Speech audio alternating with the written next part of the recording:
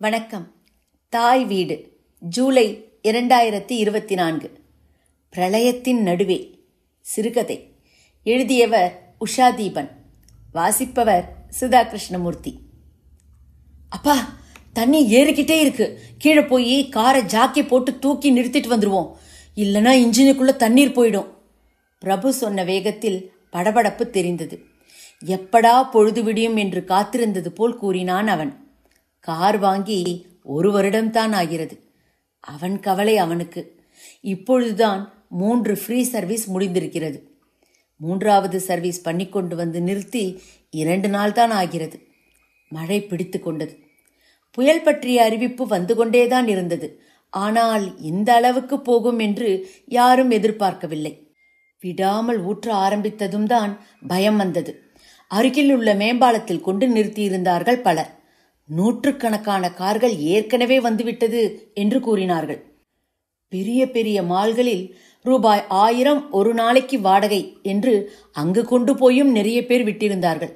இதுதான் சந்தர்ப்பம் என்று வசமாய் சம்பாதிக்க ஆரம்பித்திருக்கிறார்களோ என்று தோன்றியது.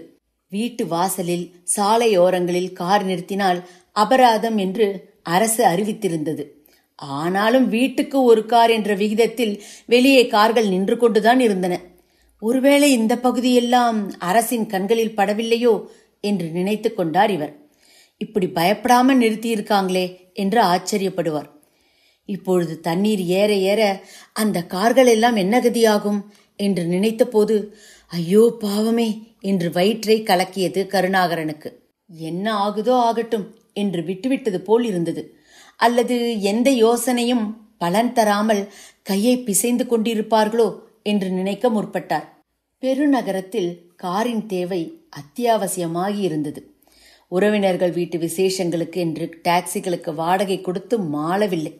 கோவில் குளம் என்று போக, குழந்தைகளை பள்ளி கொண்டு விட, கூட்டி வர, கடைகளுக்கு போக, திடீரென்று வெளியூர் பயணம் மேற்கொள்ள என்று பல நிலைகளிலும் காரின் தேவை அத்தியாவசியமாகிவிட்டதோ என்று தோன்றியது.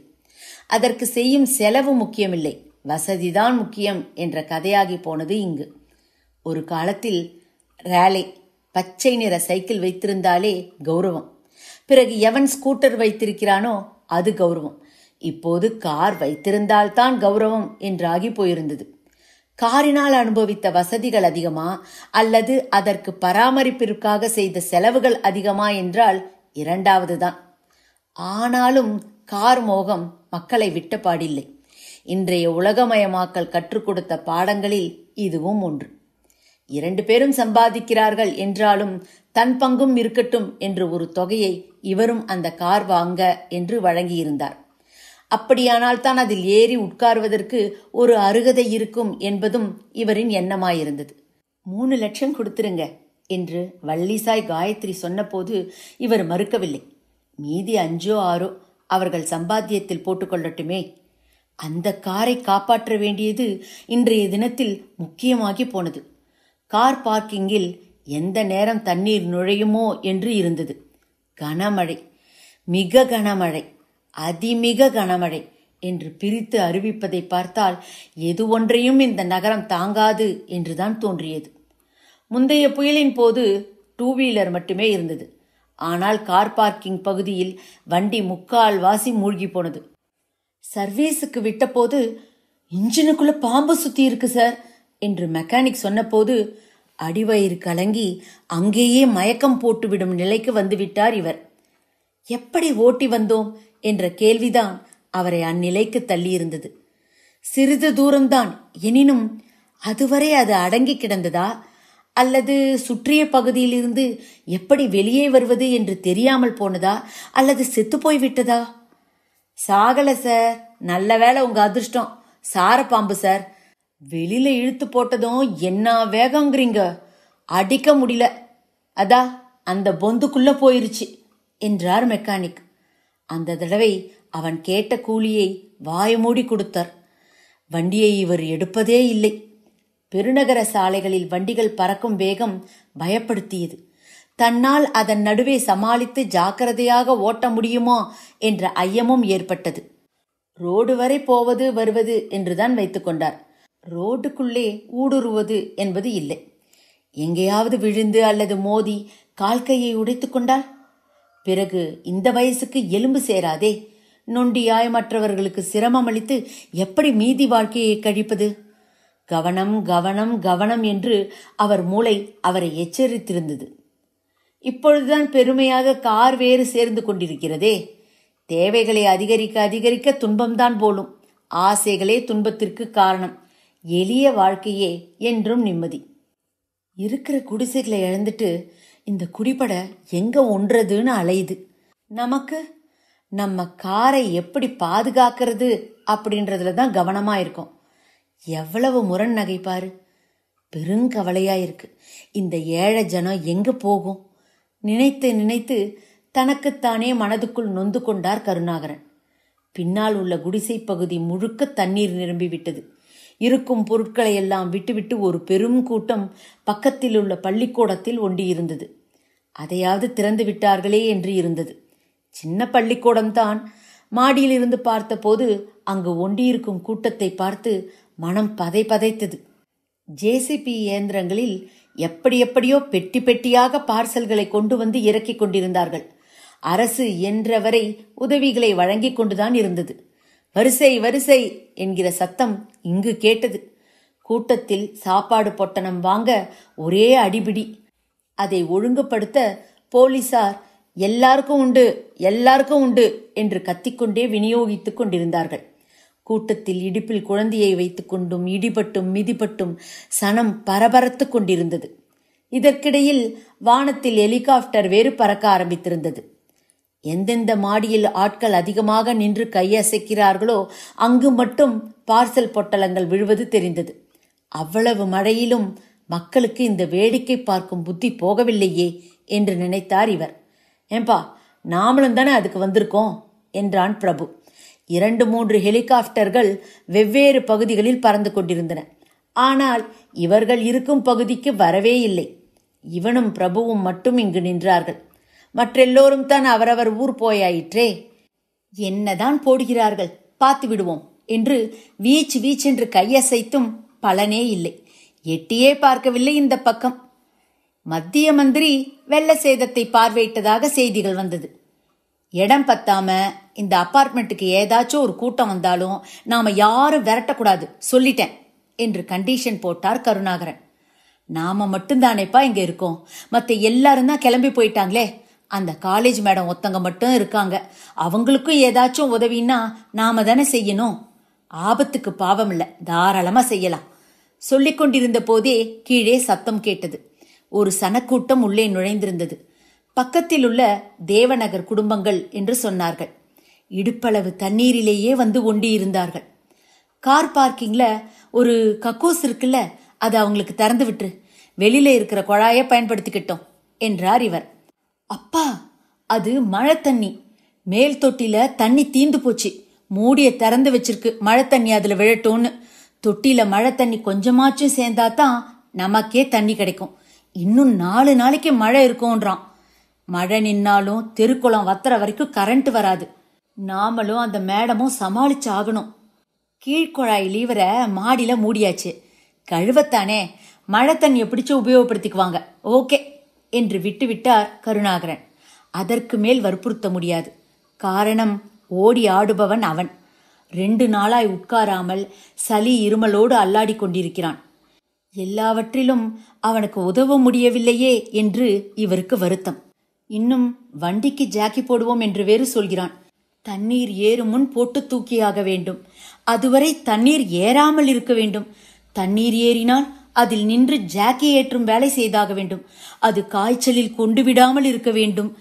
இருக்கும் நிலைமை மிகுந்த வருத்தத்தை தந்தது கருணாகரனுக்கு. அடுக்ககத்தில் உள்ள 8 வீட்டிலும் இருப்பவர்கள் அவரவரை காப்பாற்றிக் கொள்ள என்று முன்னமே கிளம்பி போய்விட்டார்கள். எல்லோரும் வாடகைக்கு இருப்பவர்கள். மழை ஓய்ந்து தண்ணீர் வற்றி மின்சாரம் வந்து எல்லாம் நார்மலான பிறகு சாவகாசமாய் உறவு என்று சொல்லிக் கொண்டு வருவார்கள். அதுவரை என்னென்ன வேலை நடந்தது என்று ஒரு வார்த்தை கேட்டுக்கொள்ள மாட்டார்கள்.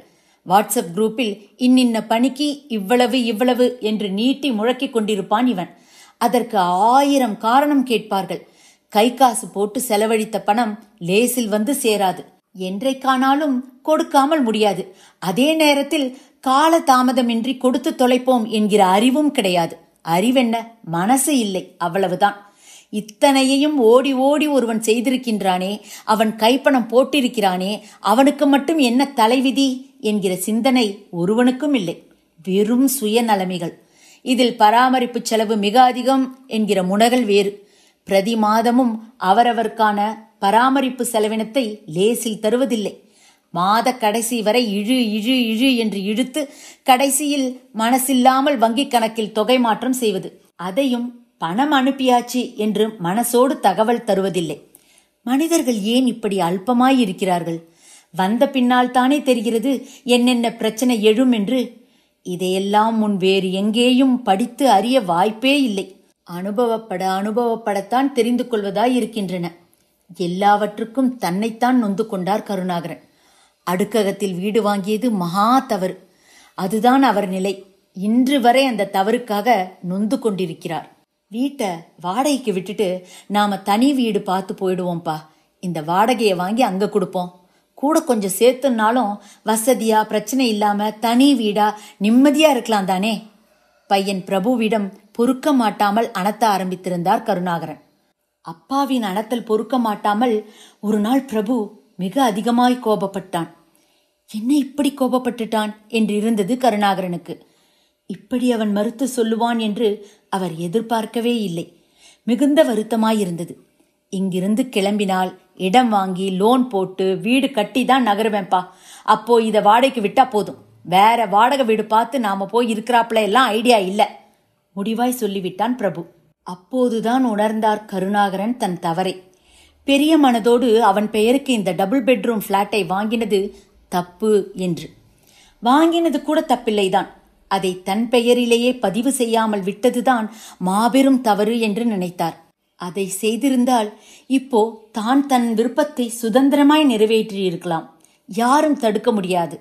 அனாவசிய கஷ்டங்களுக்கு இடமில்லாமல் போயிருந்திருக்கும். அவன் பெயருக்கு வீடு இருப்பதை மனதில் வைத்து மாற்ற முடியாது என்று பிடிவாதம் பிடிக்கிறான். தன் வார்த்தைக்கு மதிப்பில்லை. நல்லது சொன்னால் கேட்க வேண்டாமா? அது என்ன அத்தனை பிடிவாதம்? நான் தான் இருக்கேன்லப்பா எல்லா உதவியும் செய்யறதுக்கு, பிறகென்ன உனக்கு வீடு மாத்துறதுல கஷ்டம் என்று சொல்லி பார்த்தார் பிரபுவிடம்.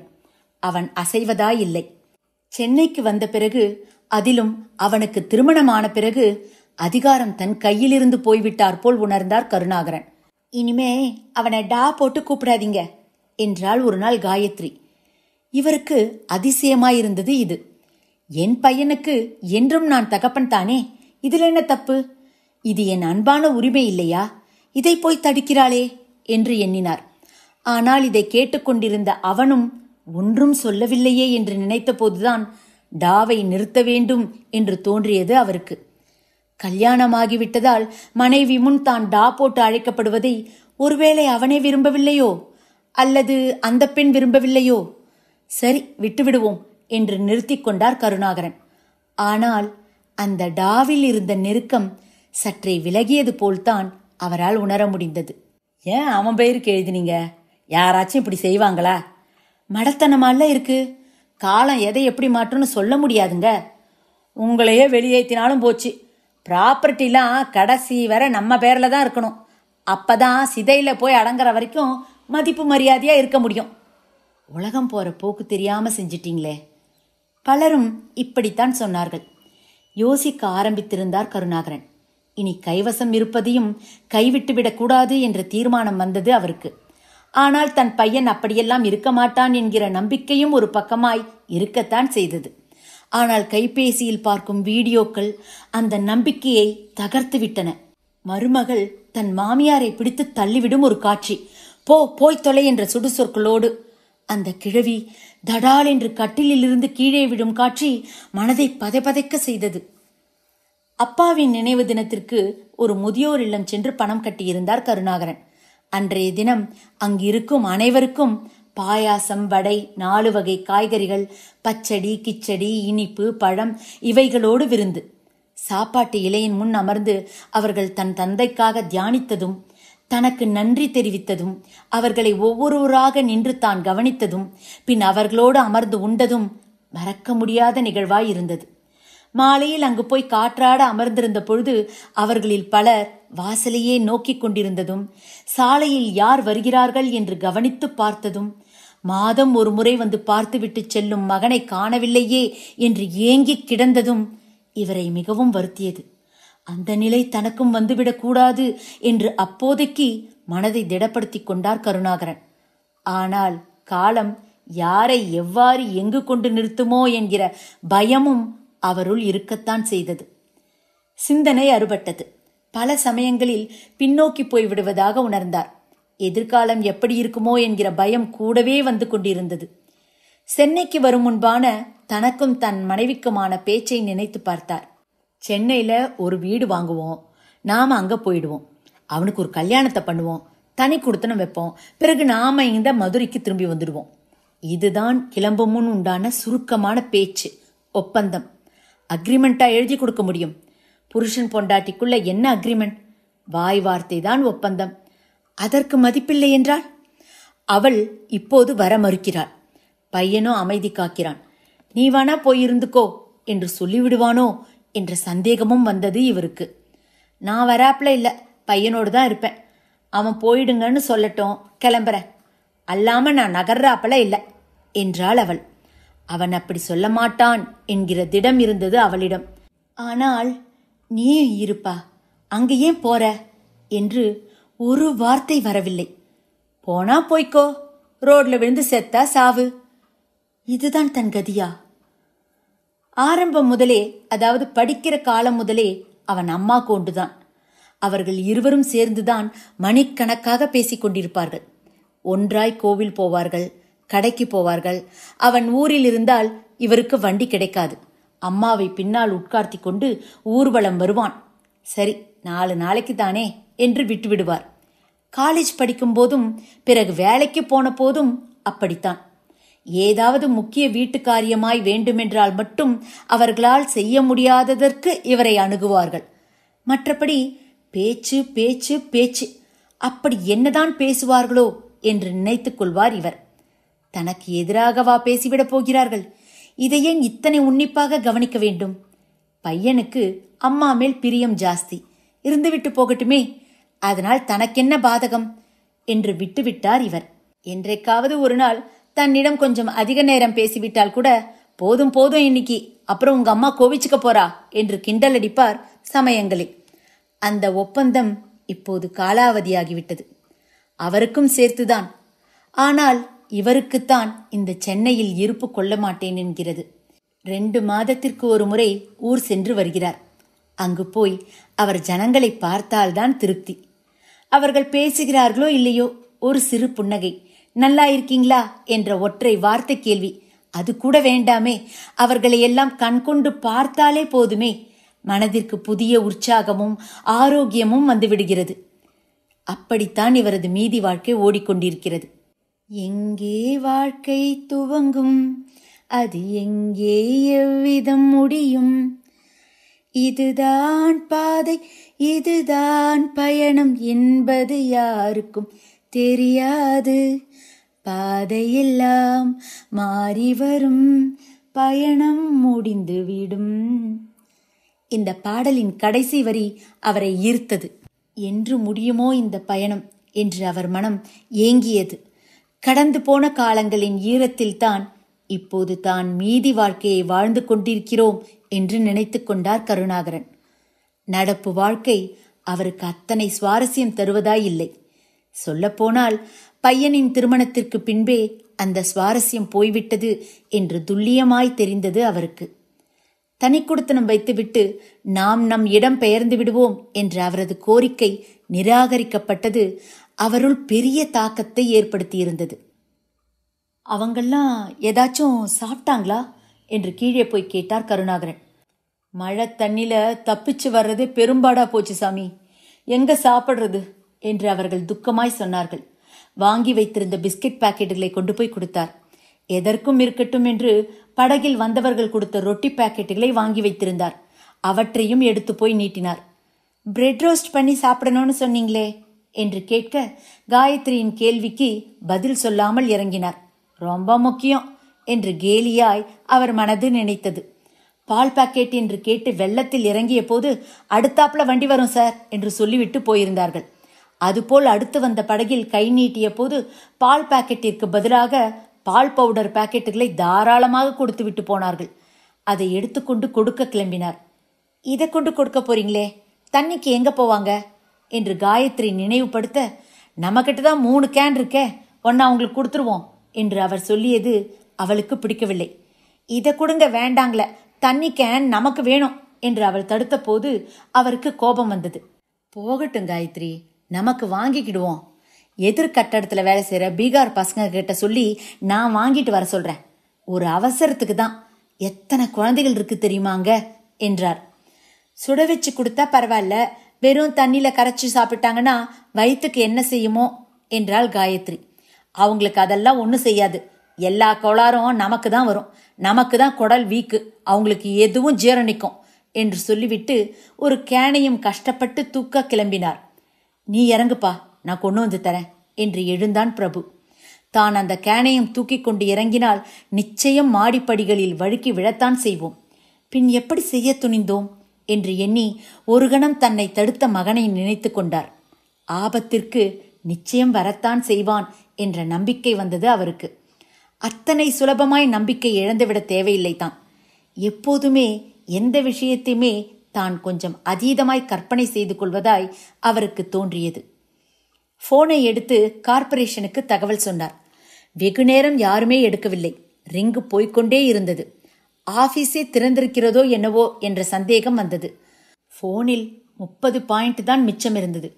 இன்னும் 10 குறையும் வரை பேசலாம். சார்ஜ் வேறு போட முடியாது. கரண்ட் இல்லை. ஏதாச்சும் 2-3 பிளக் பாயிண்ட்ல இன்வெர்டர் கனெக்ஷனும் கொடுத்துருக்கலாம். இந்த மாதிரி இக்கட்டான சமயங்களில் சார்ஜ் போடவாவது உதவும். இப்போது புத்தியில் உரைத்தது. நாம் குறிப்பாய் கவனித்து சொல்வதை எங்கே பசங்கள் கேட்கிறார்கள்? அவன் அம்மா சொல்வதுதான் வேத வாக்காக இருக்கிறது அவனுக்கு. எப்படியோ போங்கள் என்று ஒதுங்க நினைத்தது மனம். அதுவும் அவனது திருமணத்திற்கு பிறகு அவர் அடியோடு ஒதுங்கிவிட்டார் என்றுதான் சொல்ல வேண்டும். என்னவோ செய்து கொள்ளுங்கள், எனக்கு தெரியாது என்று இருந்தார். வரவு செலவு எதிலும் தலையிடுவதில்லை. ஆனாலும் இந்த மாதிரி இக்கட்டான சமயங்களில் அப்படி ஒதுங்கி இருக்க முடியுமா என்ன? இருக்கும் கலையபரத்தில் தான் சொன்னது எதிர்த்தரப்பில் காதில் விழுந்ததா என்று கூட தீர்மானிக்க முடியவில்லை. வருவாங்க சார், வருவாங்க வருவாங்க என்ற வார்த்தை மட்டும் கேட்டது. எதுக்கு வருவாங்க? யார் வருவாங்க? எங்க வருவாங்க? இந்த ஜனங்களை எல்லாம் ஏதாச்சும் பாதுகாப்பான இடத்துல கொண்டு சேர்ப்பாங்களா? அல்லது தண்ணி வத்துற வரைக்கும் அவங்க இங்கதானா? கீழே இம்புட்டு ஆட்களை பரிதவிக்க விட்டுட்டு மேல நாம எப்படி சாப்பிடுறது? சோறு தான் உள்ள இறங்குமா என்று இருந்தது அவருக்கு. குறைந்தது மோர் சாதமாவது ஆளுக்கு ஒரு கப் என்று சாதம் அடித்து கொடுக்கலாம் தான். தான் சொன்னால் காயத்ரி கேட்பாளா? அல்லது பையன் தான் சரி என்பானா? இம்மாதிரி காரியங்களெல்லாம் அவர்களுக்கு பழக்கமில்லை. தேவைப்படும் இக்கட்டான காலங்களில் ஒரு சமய சந்தர்ப்பம் என்று இல்லையா? செய்தால் என்ன கௌரவம் குறைந்துவிட போகிறது? புண்ணியம் தானே. ஆனால் அவர் வார்த்தைகள் அங்கே எடுபடாது. சின்ன வயசிலிருந்தே ரொம்பவும் வறுமையையும் தரித்திரத்தையும் பற்றாக்குறைகளையும் அவமானங்களையும் சந்தித்து வளர்ந்தவர் கருணாகரன். அதனால் ஏழ்மை என்பது எவ்வளவு துயரமானது என்பதை அவர் அறிவார். கஷ்டப்படுபவர்களை பார்த்தால் என்னமாவது தன்னால் முடிந்ததை செய்ய வேண்டும் என்று நினைப்பார். ஒரு பிச்சைக்காரனுக்கு ஏதாவது போடுவது என்றால் கூட 10 ரூபாய் தான் போடுவார். 2 ரூபாய், 1 ரூபாய், 5 ரூபாய் என்று என்றுமே பிச்சையிட்டதில்லை அவர். இல்லையென்றால் பக்கத்து டீ கடையில் சொல்லி டீ சாப்பிடுங்க என்று கடையில் காசை கொடுத்து விடுவார். கோவிலுக்கு என்று சென்றால் சில்லறையாக மாற்றி வைத்துக் கொண்டுதான் கிளம்புவார். வெளியே அமர்ந்திருக்கும் எல்லா பிச்சைக்காரர்கள் பண்டாரங்களுக்கும் வித்தியாசமின்றி ஒரே மாதிரி 10 எடுத்து நீட்டி விடுவார். அவரை பொறுத்தவரை சாமி கும்பிட்ட திருப்தி அதில்தான் வந்தது அவருக்கு. இந்த சமயத்தில் இன்னொன்றும் ஞாபகம் வந்தது அவருக்கு. மதுரையில் சில ஆண்டுகளுக்கு முன்பு வந்த வெள்ளத்தின் போது அப்பா ஈபி கேன்டீனில் வேலை பார்த்த சமயம் அது. பள்ளிக்கூடங்களிலும் கோவில்களிலும் கல்யாண மண்டபங்களிலும் தங்க வைக்கப்பட்டிருந்த பொதுஜனங்களுக்கு பொங்கல், தயிர் சாதம், உப்புமா, கிச்சடி என்று இரவு பகல் பார்க்காது செய்து போட்டு கடைசியில் அது நான் இந்த மக்களுக்கு செய்த சேவையாயிருக்கட்டும் என்று கூலி வாங்க மறுத்துவிட்டதும், 3 நாட்களாய் தூக்கமில்லாமல் உழைத்து வீடு வந்து நாள் முழுக்க உறங்கி ஓய்வு எடுத்ததும், அந்த மாதிரி நிகழ்வுகளையெல்லாம் இந்த காலத்து இளைய தலைமுறையிடம் சொல்ல முடியுமா? காது கொடுத்துதான் கேட்பார்களா, அல்லது அதன் மதிப்பைத்தான் உணருவார்களா? அது வெறும் செய்தியாகத்தான் அவர்களின் காதில் விடும், இன்னொரு காது வழியே வெளியேறியும் விடும். மூத்த தலைமுறையின் விழுமியங்களான விஷயங்கள் மதிப்பற்று போன காலம் இது. சொல்லி புண்ணியமில்லை. நாம காரை பத்தி யோசிக்காமலேயே போயிட்டோம் என்றாள் காயத்ரி. முதல்ல நம்மளை எப்படி பாதுகாத்துக்கிறது அப்படிங்கறத பாப்பியா? காரை பத்தி சொல்ற? அதை காசு கொடுத்து சரி பண்ணிக்கலாம், இல்ல இன்சூரன்ஸ் வந்துடும், அதுவா இப்ப பெருசு என்றார் இவர். என்னப்பா இப்படி சொல்ற? எவ்வளவு உபயோகமா இருக்கு காரு. 10 லட்சம் மதிப்பான அதை காப்பாத்துறதும் முக்கியம்தானே. கொஞ்சம் யோசிக்காம போயிட்டேன், சுதாரிச்சிருக்கணும். நிறைய பேரு பாலத்துல கொண்டு நிறுத்திட்டாங்க. நம்ம அப்பார்ட்மெண்ட்லயே கீழே ஒருத்தர் அப்படி செஞ்சிருக்காரு. பெரிய காத்து அடிச்சதுன்னா காரை அப்படியே புரட்டி அழக்கா தூக்கி பாலத்துக்கு கீழே எரிஞ்சிடும்பா. நீங்க வரத்துக்கு முன்னாடி கூட அப்படி நடந்திருக்கு, நான் பார்த்திருக்கேன். அங்க கொண்டு நிறுத்ததெல்லாம் சரிப்படாது என்றான் பிரபு. இவ்வளவு நேரம் இதையே நினைத்து கொண்டிருந்திருப்பானோ? உறவினர்கள் வீடு ஏதேனும் வசதியாக இருக்குமோ என்றும் யோசனை போனதுதான். ஆனால் அங்கு ஏற்கனவே அவர்களின் கார், அடுக்ககமாயிருந்தால் அங்கு உள்ளவர்களின் கார் என்று இருக்குமே. எனவே அந்த யோசனை கைவிடப்பட்டது. காரில் மதுரைக்கே கிளம்பி விடலாமா என்றும் ஒரு யோசனை வந்தது. 1 வாரம் கழித்து வந்தால் போயிற்று. ஆனால் இதுவரை வெளியூர் என்று காரில் நீண்ட தூர பயணம் மேற்கொண்டதில்லை. அதுவும் இந்த மழை நேரம் வேண்டாம் என்றே தோன்றியது. பகலில் விடிகாலை வெளிச்சம் வந்தவுடன் கிளம்பி மாலைக்குள் மதுரை சென்று அடைந்து விட வேண்டும். இரவு பயணம் கூடாது. அப்படி ஒரு முறை போவோம் என்று சொல்லியிருந்தார் பையனிடம். ஆனால் அதற்கு இது சமயமில்லை. நல்ல வேளை ஒர்க் ஷாப்பிலேயே நிக்காம சர்வீஸ் முடிஞ்சவுடனே எடுத்துட்டு வந்துட்டோம். இல்லைன்னா அங்க மாட்டி இருக்கும். என்ன கதியா இருக்குமோ. அந்த ஒர்க் ஷாப் கிரவுண்டே ஒரு பெரிய குளம். 100க்கும் மேல வண்டி நிற்கும். அத்தனை வண்டியும் அதோ கதிதான் என்றான் பிரபு.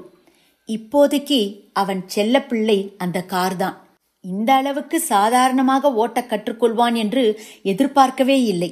கார் தயாரிப்பு நிறுவனமே ஓட்டுநர் பயிற்சியும் அளிக்கிற இடத்தில் சென்று சேர்ந்து அவனுக்கு டிரைவிங் நன்றாக கைவந்திருந்தது. நல்லா ஓட்டுவேன்பா, பயப்படாம வா என்று அவன் ஆசைப்பட்டு அழைத்த போது மறுத்துவிட்டார் கருணாகரன். காயத்ரி தான், நான் வரேன்டா, உங்க அப்பா ஒரு பயந்தாங்கொல்லி என்று கூடவே போனாள். அவளை வைத்துக்கொண்டு இந்த சென்னையையே பல முறை சுற்றி வந்து விட்டான் அவன். ஓட்டலுக்கெல்லாம் போய் அம்மாவுக்கு விருப்பப்பட்டதை வாங்கி கொடுத்து திருப்தி பண்ணி கூட்டி வந்தான்.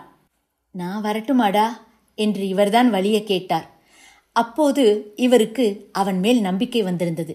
ஏறி உட்கார்ந்து கொண்டார். நன்றாகத்தான் ஓட்டினான். அந்த நிதானம் இவருக்கு பிடித்திருந்தது. 2வது மாடிதான் வீடு என்பதால் இப்போது காரை காப்பாற்ற வேண்டியதே முதல் பணி. வீட்டிற்கு வேண்டியதை கூட இடுப்பளவு தண்ணீரில் நடந்து போய் வாங்கி வந்து விடலாம். அதற்கு மேல் ஏறாமல் இருக்க வேண்டும். முன்பு வந்து பிரளயப்படுத்தின புயல் இந்த அனுபவத்தை கொடுத்திருந்தது.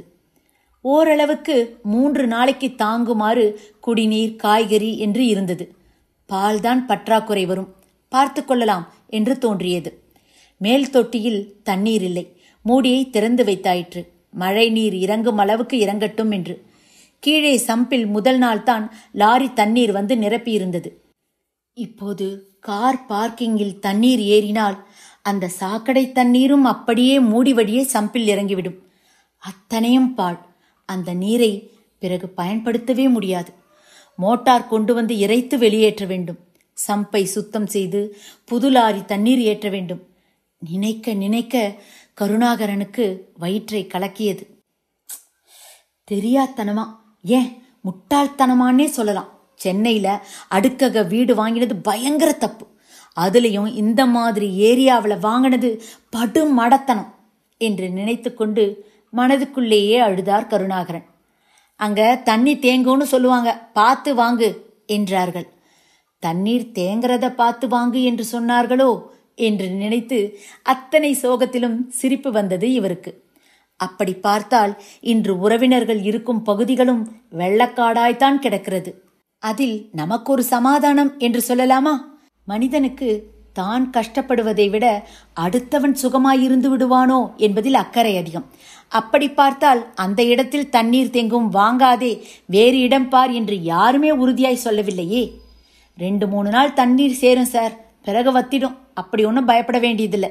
இது பில்டர் சொன்னது. 5 அடி தோண்டினால் தண்ணீர் நிற்கிறது. உப்பு தண்ணீர், உபயோகப்படுத்த முடியாத தண்ணீர். இருந்து என்ன புண்ணியம்? அதில் பெல்ட் போட்டு பில்லர் நிறுத்தி கட்டடம் எழுப்பி இருக்கிறார்கள். அந்த பகுதி முழுவதுமே ஒரே அடுக்ககங்கள் தான். எத்தனையைத்தான் இந்த ஈரப்பகுதி தாங்கப் போகிறதோ?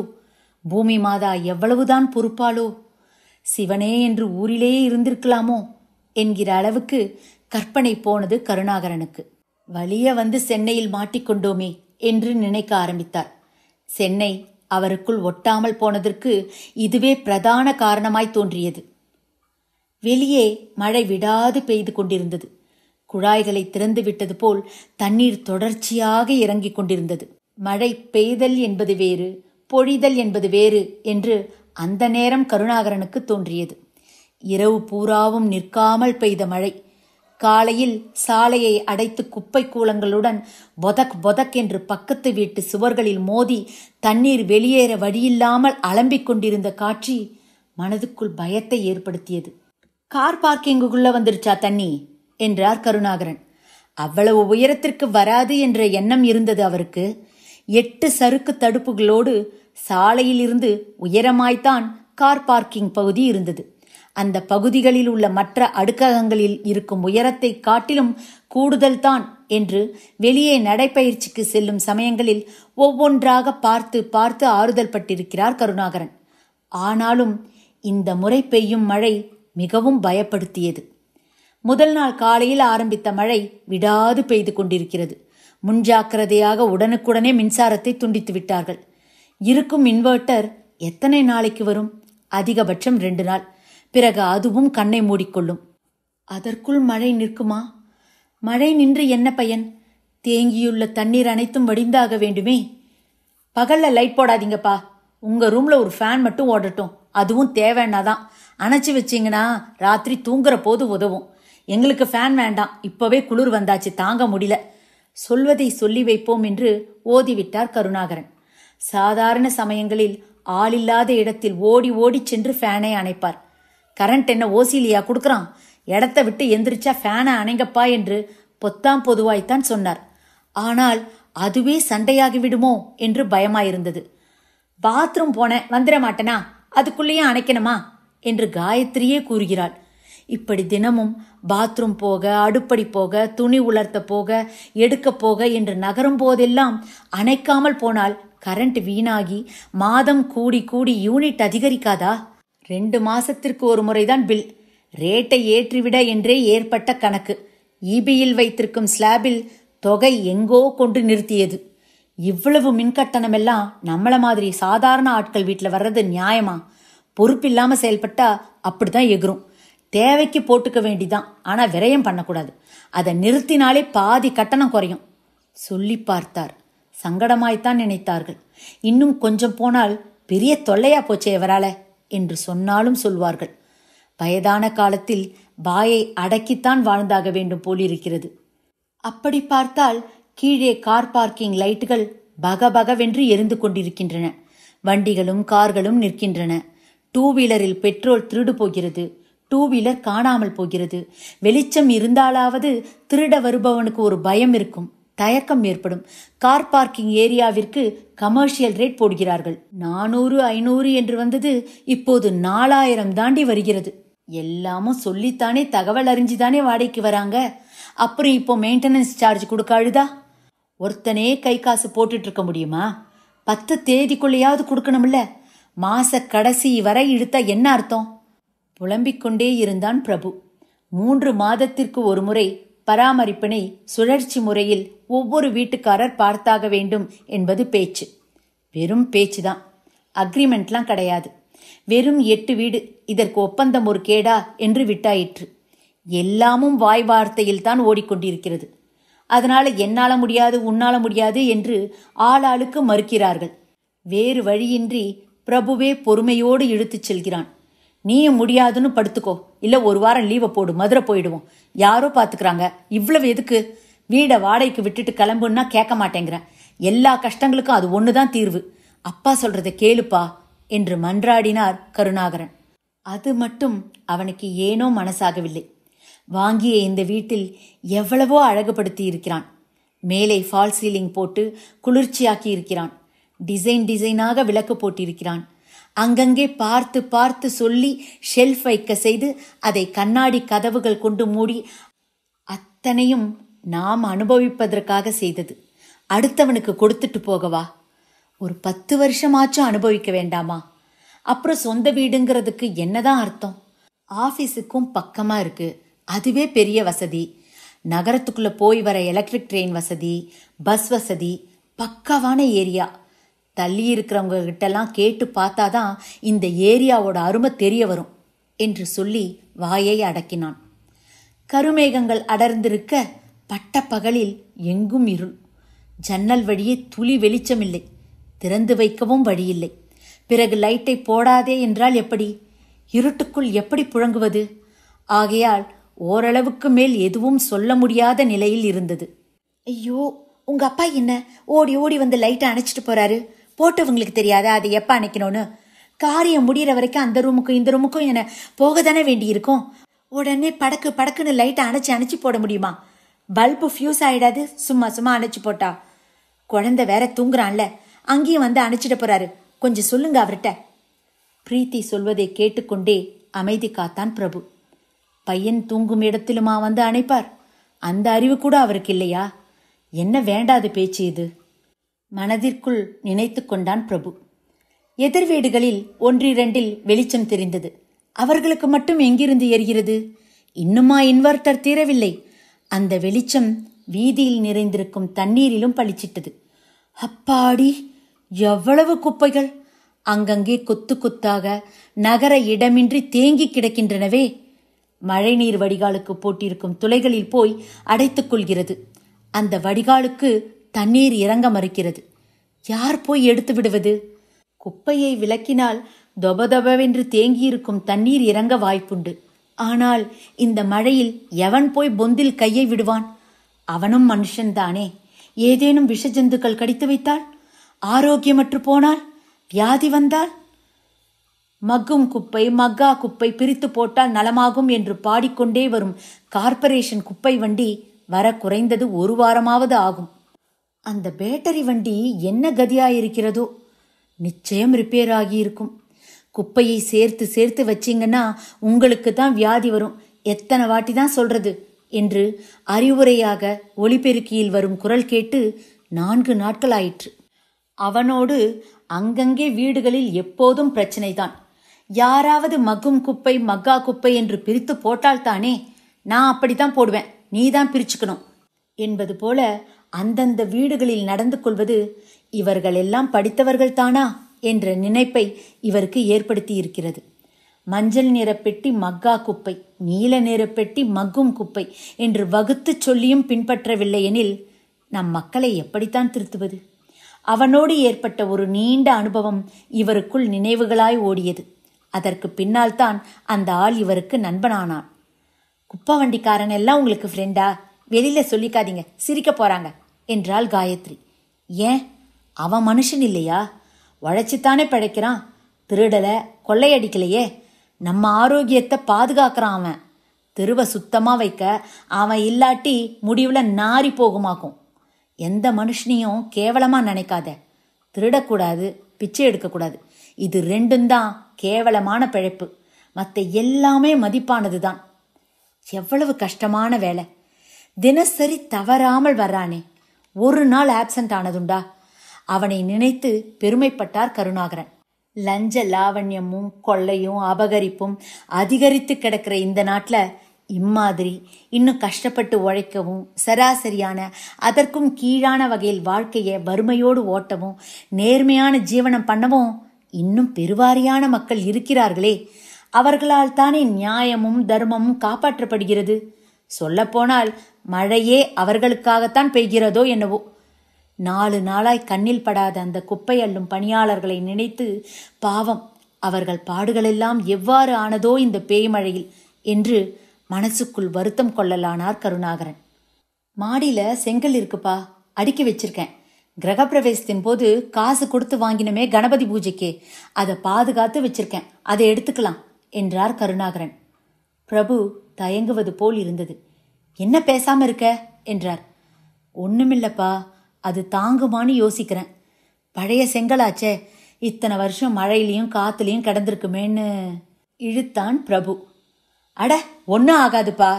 மாடி லிஃப்ட் ரூமுக்கு போற படி இருக்குல்ல, அதுக்கு அடியில தண்ணி படாத இடத்துல தான் அடுக்கி வச்சிருக்கேன். மழையில நனைஞ்சதே இல்லை. Pooja stones S2 don't touch அப்படின்னு எழுதி வச்சிருக்கேனே, கவனிச்சது இல்லையா? பிரபு லேசாய் சிரிப்பது கேட்டது. அந்த செங்கல்களை பாதுகாப்பதே பெரும்பாடாய் போய்விட்டது இவருக்கு. என்னதான் எழுதி வைத்திருந்தாலும் யார் பொருட்படுத்துகிறார்கள்? அவரவர் உபயோகத்திற்கு என 1, 2 என்று எடுத்துக்கொள்ள வேண்டியது, பிறகு அங்கங்கே விட்டுவிட வேண்டியது, அல்லது உடைத்து போட வேண்டியது. எடுத்த இடத்தில் திரும்ப கொண்டு வந்து வைக்க வேண்டும் என்கிற பொறுப்புணர்ச்சி எவருக்குமே இல்லை. அல்லது எடுப்பதற்கு முன் ஒரு வார்த்தை கேட்க வேண்டும் என்கிற முறைமையும் இல்லை. தினசரி மாடிக்கு வந்து அதை பார்த்து பார்த்து போவார் கருணாகரன். சரியாயிருக்கிறதா என்று எண்ணி கூட பார்ப்பார். அதை யார் எடுக்க போறாங்க, என்னவோ சொத்தை பாதுகாத்து வச்சுக்கிற மாதிரி என்று கோபப்படுவாள் காயத்ரி. காசு கொடுத்து வாங்கினது, ஓசில கிடைச்சதில்ல, அதை பாதுகாக்கிறதுல என்ன தப்பு? உனக்கு தெரியாது நம்ம ஜனங்களோட மனப்பான்மை.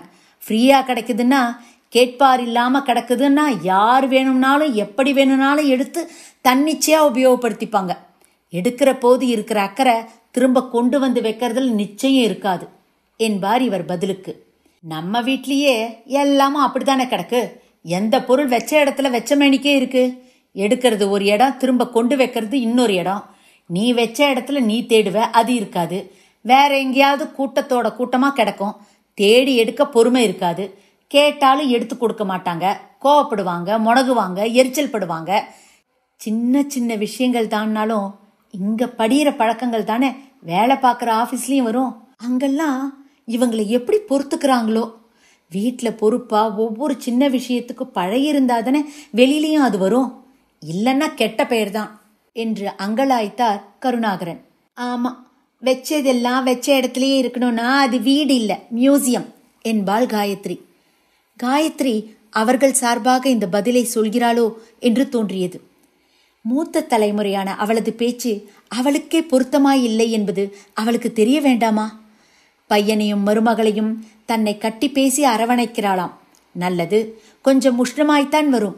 கடைபிடித்தால் அவர்களுக்குத்தான் நல்லது. தான் சொன்னால் பிடிக்காத பல விஷயங்களை அவர்களாகவே கடைபிடிக்கட்டுமே. சொல்லிக் கொடுத்து வளர்ப்பது என்பது எது? இந்த மாதிரி சின்ன சின்ன விஷயங்கள் தானே. இவளே புரிந்து கொள்ளவில்லை என்றால் பிறகு அவர்களை சொல்லி என்ன பயன்? இதையெல்லாம் எத்தனையோ பேர் சொல்லி கேட்டாச்சு. பொருளை எடுக்க வேண்டான்னு யாரும் சொல்லலையே. எடுத்த இடத்துல திரும்ப வைக்கணும்னு தானே சொல்றோம். அதுதான் பொறுப்பு. செய்து பழகினாத்தானே எல்லாமே வரும். விட்டேத்தியா இருந்தா அந்த அவலட்சணம் நம்மளோட அடையாளமா இல்ல போயிடும். அதை ஞாபகம் வச்சுக்கோ. வீடு அந்தலை சந்தலையாய் கிடப்பதை பார்த்து மனசு பொறுக்க மாட்டாமல் பொறுமிக் கொண்டிருந்தார் கருணாகரன். அவரால் எதையும் சொல்ல முடிவதில்லை. சொன்னால் நை நைன்னு அரிச்சு எடுப்பதாய் நினைத்து சங்கடப்படுகிறார்கள் அனைவரும். பெத்த பையனிடமே சொல்ல முடிவதில்லையே. பொண்டாட்டி ரொம்ப கேட்கிறாளா என்ன? அவளும் தான் சங்கடப்படுகிறாள். அப்படி இருக்கையில் அந்த மருமக பெண்ணை சொல்லி என்ன பயன்? 1000 தான் சொன்னாலும் அந்த மூத்த தலைமுறையின் பொறுப்புணர்ச்சியும் கடமை உணர்ச்சியும் சகிப்புத்தன்மையும் நடப்பு இளைய தலைமுறைக்கு நிச்சயம் வராது. அதை சொல்லி சொல்லி திருத்தக்கூட முடிவதில்லையே என்பதுதான் வினோதம். அதெல்லாம் சரிதான்ப்பா. செங்கல் மேலே ஏத்தி நிறுத்தி ஜாக்கி போட்டா தாங்குமான்னு யோசிக்கிறேன். முன்வரிசைக்கு 6 6 12 செங்கல் வேணும். 2 2 ஒரு டயருக்கு 3 வரிசையில 6 செங்கல் மேனிக்கு, பின்வரிசைக்கு 2 வரிசை போதும். அதுக்கு ஒரு 8 செங்கல், ஆக 20 செங்கல் வேணும். இருக்குமா? தாராளமா இருக்கு. எடுத்தது போக மீதி கிடக்கும். யோசிக்காத. தண்ணீர் விறுவிறுன்னு ஏறிடும். பையனை துரிதப்படுத்தினார் கருணாகரன். இதற்குள் முதல் தளத்தில் இருக்கும் வினோத் என்கிற பையன் இடுப்பளவில் இருக்கும் தண்ணீரில் இறங்கி அருகில் கட்டட வேலை நடக்கும் இடத்திலிருந்து செங்கல்களை வாங்கி வருவது தெரிந்தது. அது அத்தனையும் புதுசுப்பா, நம்மளது அறத பழசு, தாங்குன்னு எனக்கு தோணல என்று சலித்தான் பிரபு. இல்லப்பா, நம்மதுதான் நல்லா காஞ்சது. அவர் வாங்கிட்டு வர்றது அத்தனையும் புது செங்கல், வெளியில அடிக்கினது, ஈரமா இருக்கும். பயப்படாம வை. அதுக்காக இந்த தண்ணியில நடந்து போய் எங்க செங்கல் வாங்கிட்டு வருவ? ஊரெல்லாம் எது எதுக்கோ அல்லாடும் போது செங்கல் எங்க கிடைக்கும்னு அலைவியா? எல்லா கடைகளும் அடைச்சு கிடக்கும். அந்த செய்தி தெரியுமா உனக்கு? நம்ம செங்கல் என்ன வெயிட் இருக்கும் தெரியுமா? ஆபத்துக்கு பாவம் இல்ல, மேல சேமிச்சு வச்சிருக்க செங்கல்கள் தான் இந்த சமயத்திலேயாவது பயன்படட்டும். அடுத்தாப்புல வர்ற வீட்டு விசேஷத்துக்கு புதுசா வாங்கிக்கலாம். சொன்னா கேளு, அழுத்தமாய் சொன்னார் கருணாகரன். இவர்களை ஒவ்வொன்றுக்கும் பேசி பேசி திருப்தி பண்ணுவதே பெரும்பாடா இருப்பதாக தோன்றியது. தண்ணீர் சறுக்கு அடுக்களையெல்லாம் தாண்டி உள்ளே புக ஆரம்பித்திருந்தது. இப்போது இன்னும் 5-10 நிமிடங்களில் காருக்கடியில் வந்துவிடும் என்று நிச்சயமாய் தோன்றியது. இருப்பா, கொஞ்சம் பொறுப்பா, அவசரப்படுத்தாத. கைட்லைன்ஸ் எடுத்து ஒரு பார்வை பார்த்துக்கிறேன். இதுவரை ஜாக்கி போட்டதே இல்லை, இதுதான் முதல் தடவை. இவன் என்ன இப்படி சொல்கிறான் என்று இருந்தது கருணாகரனுக்கு. இதற்குள் அருகில் உள்ள தன் காருக்கு அந்த வினோத் தன் வேலையை துவங்கி இருந்தான். அப்பா, முதல் வேலையா பேட்டரியை டிஸ்கனெக்ட் பண்ணியாகணும், இல்லைன்னா பெரிய டேஞ்சர் சொல்லியவாறே அந்த வினோத்தை நோக்கி போனான் பிரபு. ஜி, உங்களை மாதிரியே என் வண்டிக்கும் கொஞ்சம் பேட்டரியை கழட்டி விட்டுருங்களேன், இது வரைக்கும் நான் அதை செஞ்சதில்லை என்றான் பிரபு. ஒண்ணுமில்ல ப்ரோ, சின்ன வேலைதான் என்றவாறே வினோத் வந்து இவன் கார் பேனட்டை திறந்து பேட்டரியை டிஸ்கனெக்ட் செய்தான். சொன்னவுடன் சங்கடப்படாமல் உடனே வந்து செய்தது இவருக்கு பிடித்திருந்தது. அவரவர் பொருளை பாதுகாப்பதில் அக்கறையாய் இருக்கிறான், இதில் என்ன தவறு? அப்படியே ஜாக்கியையும் போட்டு வண்டியை ஏத்தி தர சொல்லேன் என்று பையனிடம் முனகினார் இவர். நல்ல கதையா இருக்கே, அது என்ன சாதாரண வேலையா? என்னப்பா நீ பாட்டுக்கு இப்படி சொல்ற? அவர் வண்டிக்கு சுத்தி சுத்தியே கை ஓஞ்சு போகும் தெரியுமா? அதை நாமளே செஞ்சுக்குவோம். நீ ஒன்னும் பயப்படாத, நான் ஏற்கனவே ஒரு வாட்டி மொத்த கைட்லைன்ஸையும் படிச்சிருக்கேன். இப்போ ஜஸ்ட் ஒரு பார்வை, அவ்வளவுதான் என்றவாறே புத்தகத்தை ஒரு புரட்டி விட்டு தயாரானான். இதற்குள் மாடியில் இருந்து கற்களை ஒரு சாக்கில் வைத்து தூக்க மாட்டாமல் தூக்கி வந்தார் கருணாகரன். பாரத்தை தூக்கியவுடன் நெஞ்சில் பிடித்து கொண்டது. மனசில் இருக்கும் டென்ஷன் வேறு. ஏற்கனவே வாய்வு தொந்தரவு அவருக்கு கணிசமாக உண்டு. அதை இந்த சமயத்தில் சொல்ல முடியுமா? ஆக வேண்டிய காரியத்தை மட்டும் பார்ப்போம். பையனை ஒத்தையில விட முடியுமா? இக்கட்டான காலகட்டத்திலாவது கூட இருக்க வேண்டாமா? பிசிக்கலாய் ஆள் நிற்பதே பெரிய துணையாயிற்றே. வண்டியை ஜாக்கி போட்டு தூக்கி நிறுத்திய போது தண்ணீரின் அளவு பாதி சக்கரத்திற்கு வந்திருந்தது. எந்த வேலையை செய்தாலும் அதுக்குன்னு உள்ள பொசிஷன்ஸ்ல உட்காந்து செய்யணும். அப்பதான் வேலை திருத்தமா நடக்கும். தான் அடிக்கடி சொல்வதை அப்படியே கடைபிடித்த அந்த வேலையை சுருக்க முடித்து விட்டான் பிரபு. கொஞ்சமாவது தன் குணம் அவனிடம் படிந்திருக்கிறதே என்று மனதுக்குள் பெருமைப்பட்டு கொண்டார் கருணாகரன்.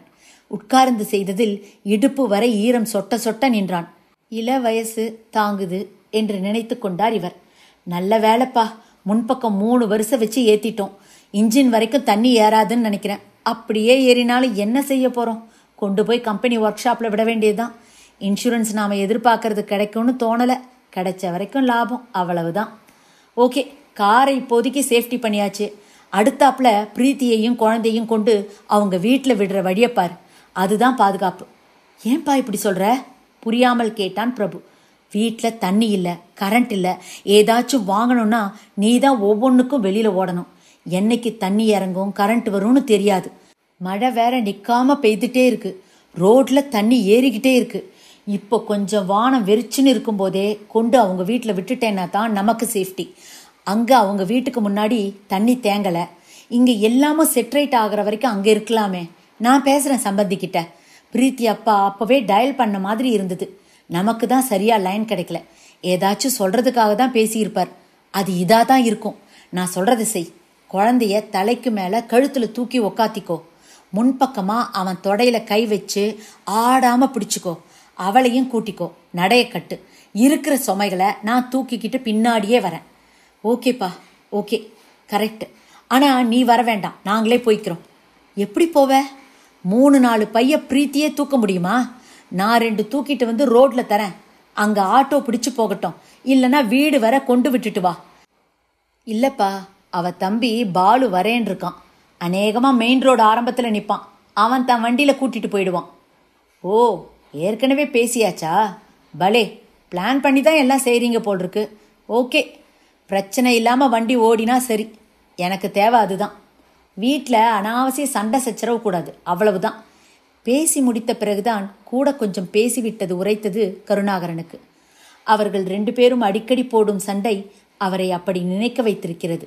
உப்புச்சப்பில்லா விஷயத்திற்கெல்லாம் வாய்ச்சண்டை, உர்ரு புர்ரு என்று முனகல் முறைப்பு. வீட்டில் 2 பெரியவர்கள் இருக்கிறார்களே என்ற மதிப்பு மரியாதையே கிடையாது. வீடுன்னா அப்படிதான் இருக்கும், எல்லாம் கலந்துதான் இருக்கும் என்று விட முடியவில்லை. வயசான காலத்தில் மனுஷனுக்கு ஒரு நிம்மதி வேண்டாமா? தனி குடித்தனம் வைத்து விட்டு நாம் கம்பி நீட்டி விடுவோம் என்றால் பையனோடுதான் இருப்பேன் என்று அடம் பிடிக்கிறாளே. அவர்கள் வாழ்க்கை அவர்கள் வாழட்டும், நம் மீதி வாழ்க்கையை நாம் தனியே இருந்து வாழ்ந்து கழிப்போம் என்றால் கேட்டால் தானே. வீட்டு வேலைகள், பொறுப்புகள், கடமைகள், நியமங்கள் என்று எப்பொழுது அவர்கள் பழகுவது? சின்ன வயசுதானே, உழைத்தால் உடல் உரம் பெறத்தானே செய்யும், தேய்ந்தா போகும். தேய்தல் என்பதெல்லாம் 50 வயசுக்கு பிறகுதானே. இது ஏன் தெரிய மாட்டேன் என்கிறது அவளுக்கு? அமைதி, தனிமை என்று கடைசி காலத்தில் இருந்து கழிக்க வேண்டும் என்கிற தன் தனியாத ஆசை நிறைவேறவே செய்யாது போலிருக்கிறது. மனதிற்குள் அன்றாடம் புழுங்கிக் கொண்டுதான் இருக்கிறார் கருணாகரன். அப்பாவின் யோசனை பிரபுவின் மனதிலும் ஓடிக்கொண்டுதான் இருந்தது. குழந்தையின் ஆரோக்கியம் முக்கியம், ஆகவே அவளோடு அதை அனுப்பி வைப்பதுதான் நல்லது என்ற முடிவுக்கு அவனும் வந்திருந்தான். இருமல், ஜலதோஷம், காய்ச்சல் என்றால் அங்கு ஆஸ்பத்திரி பக்கமாக இருக்கும். இங்கு மாட்டிக்கொண்டால் திருவென்று முடித்து கொண்டு நிற்க வேண்டியதுதான். காரை எப்படி பாதுகாப்பது என்ற சிந்தனையிலேயே நேரம் போய்விட்டது. இனி கொண்டு விடுவதில் தாமதிப்பது சரிவராது என்று கிளம்பினான். இடுப்பளவு தண்ணீரில் அவன் குழந்தையை தலைக்கு மேலே தூக்கி ஷோல்டரில் அமர்த்தி நடையை கட்ட பிரீத்தி பின்தொடர இவரும் 2 தோள்பை பாரங்களை தூக்க மாட்டாமல் தூக்கி கொண்டு தண்ணீருக்குள் மெல்ல மெல்ல ஆழம் பார்த்து நடக்கலானார். தான் பண்ணிய அடிமுட்டாள்தனமான செயலால் தன்னை சார்ந்தவர்கள் எல்லோரும் மிகுந்த கஷ்டத்துக்குள்ளாவதாய் தோன்றி மனசாட்சி அவரை குத்தி கிழித்தது. நடந்து செல்லும் இடமெல்லாம் அடையடையாய் குப்பைகள் மிதந்து கொண்டிருந்தன. வலது இடது என்று தெருக்களை திரும்பி திரும்பி பார்த்து கொண்டே போனார் கருணாகரன். கண்ணுக்கெட்டிய தூரம் வரை ஒரே நீர்ப்படலமாய்த்தான் தெரிந்தன. மக்கள் எல்லோரும் அச்சத்தோடு வீடுகளில் முடங்கி கிடந்தனர். மொட்டை மாடியிலிருந்து செய்வதறியாது கீழே நிரம்பி தழும்பி நிற்கும் தண்ணீரையும் அதில் வேறு வழியின்றி மூட்டை முடிச்சுகளோடு இன்ச் பை இன்ச்சாக நடந்து கடக்கும் மனிதர்களையும் பார்த்தவாறு இருந்தனர். ஒரு பெரிய இரும்பு போட் வந்தது. அதில் தடிதடியாய் 7-8 ஜவான்கள். ஆட்கள் பார்ப்பதற்கு மிகுந்த பலசாலிகளாய் தோற்றமளித்தனர். சீருடை அணிந்திருந்தனர். சரி, தண்ணீரில் தவிக்கும் மக்களை காப்பாற்றத்தான் வருகிறார்கள் என்று நினைத்து சந்தோஷப்பட்டனர் பலர். அதோ போட் வந்துருச்சு, போட் வந்துருச்சு என்று வீட்டு வாசலில் நின்று பலரும் குரல் எடுத்து கத்தினர். அந்த போட் அவர்கள் குரல்களை காதில் வாங்காமல் கடந்து சென்று கொண்டிருந்தது. வீடுகளை கடந்து கடந்து வேகமாய் சென்று கொண்டிருக்கும் அந்த படகில் இருந்த ஜவான்கள் இவர்கள் யாரையுமே கவனித்ததாக தெரியவில்லை. அப்பொழுது தண்ணீரில் நின்ற ஒரு கார்ப்பரேஷன் பணியால் சொன்னான், இந்த தெரு கடைசியில ஒரு மிலிட்ரி ஆபீசர் இருக்காரு. அவரையும் அவங்க வீட்டுக்காரவங்களையும் கூட்டிட்டு போறதுக்கு வர்றாங்க இவங்க. நல்லா கூட்டிட்டு போகட்டுங்க, யாரு வேண்டான்னாங்க. கூடவே இந்த தண்ணி நடுவுல நின்னு பரிதவிச்சுக்கிட்டு முன்னாடி போறதா பின்னாடி திரும்பிடுறதான்னு தெரியாம நிக்கிறாங்களே, இவங்களையும் கொஞ்சம் கரை சேர்த்துட்டு போகலாம்ல. அந்த உதவி செய்யக்கூடாதா? நாங்கெல்லாம் மனுஷாளுக இல்லையா? கண்ணு முன்னாடி இப்படி பார்த்த மேனிக்கு கடந்து போறாங்களே, இது நியாயமா? அந்த தெப்பக்குள கூட்டத்தினர் நடுவே நின்று கொண்டிருந்த ஒருவன் ஓங்கி குரல் எடுத்து நீட்சியாக இப்படி கூறினான். அந்த பேச்சும் காதில் விழாமல் இன்னொரு பெரிய இரும்பு படகும் நிறைய பார்சல்களை சுமந்து கொண்டு அந்த எளிய மனிதர்களையும் அவர்களின் புலம்பல்களையும் கண்டு கொள்ளாமல் வேகமாய் கடந்து போய்க் கொண்டிருந்தது. ஐயா, எங்களுக்கு சோத்து பொட்டணம் கொடுத்துட்டு போங்க, நல்லா இருப்பீங்க, ஆளுக்கு ஒரு தண்ணி பாட்டிலாச்சும் கொடுங்க என்றான் விடாமல். உங்களுக்கு வேற படகு தனியே வருது, இது அங்கே இருக்கிறவங்களுக்கு. புரிந்தும் புரியாத கொச்சை தமிழில் ஒரு ஜவான் இப்படி சொல்லிக்கொண்டே கையசைத்து சைகை செய்து நகர்ந்து போனதை எதுவும் புரியாமல் அப்பாவியாய் கலங்கிய நீருக்கு நடுவே நின்று கொண்டிருந்த அந்த மக்கள் கலக்கத்தோடு பார்த்து கொண்டு நின்றனர். மழை இப்போது மீண்டும் வழுக்க ஆரம்பித்திருந்தது. நன்றி, வணக்கம்.